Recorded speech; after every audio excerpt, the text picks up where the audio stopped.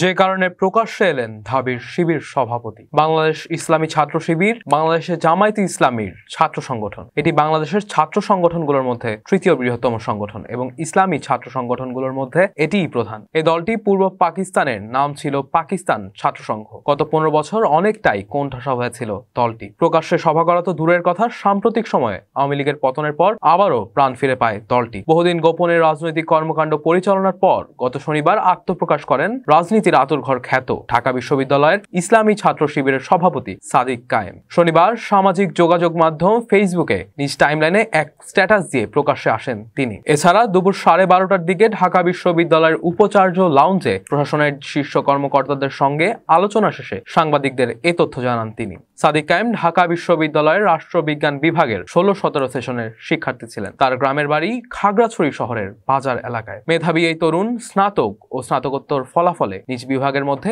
তৃতীয় হয়েছিলেন। স্নাতকে তার সিজিপিএ ছিল 3.78। সাদিক ছোটকাল থেকেই দিয়ে গেছেন মেধার পরিচয়। তিনি খাগড়াছড়ি বাইতুল শরফ জব্বারিয়া আদর্শ মাদ্রাসা থেকে দাখিল এবং পরবর্তীতে চট্টগ্রামের বাইতুল শরফ থেকে কামিল পাশ করেন। এরপর এই মেধাবী তরুণ ভর্তি হন ঢাকা বিশ্ববিদ্যালয়ে। জানা গেছে বৈষম্য বিরোধী ছাত্র আন্দোলনের কেন্দ্রীয় সমন্বয়ক হিসেবেও এতদিন পরিচিত ছিলেন তিনি।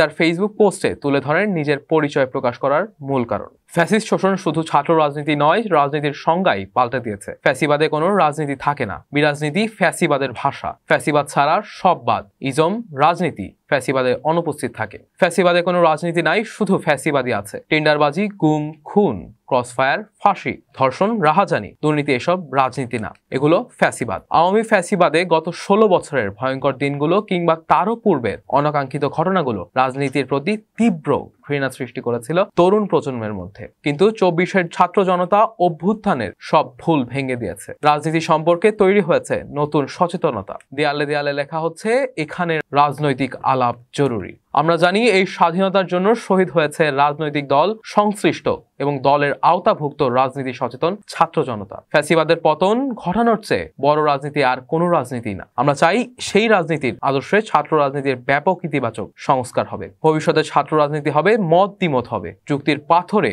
সবাই বিক্ষিপ্ত হবে, কিন্তু কোনো হকি স্টিক কিংবা স্ট্যাম্প থাকবে না, কোনো গেস্ট রুম গণরুম থাকবে না। 24-এর আকাঙ্ক্ষাকে বুকে নিয়ে এগিয়ে যাবে এই ছাত্র রাজনীতি। মধুতে ভিন্ন মতের কেউ চা খেলে অপর পক্ষের কেউ তেরে আসবে না। একাডেমিক পরিবেশে থাকবে না কোনো বিঘ্ন। বিশ্ববিদ্যালয়ে থাকবে ছাত্র সংসদ ভিত্তিক ছাত্র রাজনীতি। গণতান্ত্রিক দেশে ভিন্ন মতের প্রতি থাকবে সম্মান, কিন্তু কেউ যেন সরাসরি না হয়ে উঠতে পারে স্বৈরাচারী। এই ব্যাপারে পূর্ণ ও সজাগ দৃষ্টি রাখতে হবে। এই রাজনৈতিক সংস্কারে অবশ্যই 24 শহীদদের আশা আকাঙ্ক্ষার প্রতিফলন থাকতে হবে, তা না হলে ভেস্তে যাবে আমাদের এই স্বাধীনতা। আমরা চাই ছাত্র রাজনীতির সংস্কার, গবেষণা, পলিসি ডায়ালগের মাধ্যমে তা বাস্তবায়িত হোক। এই লক্ষ্যে সবাইকে এগিয়ে আসার আহ্বান জানাচ্ছি।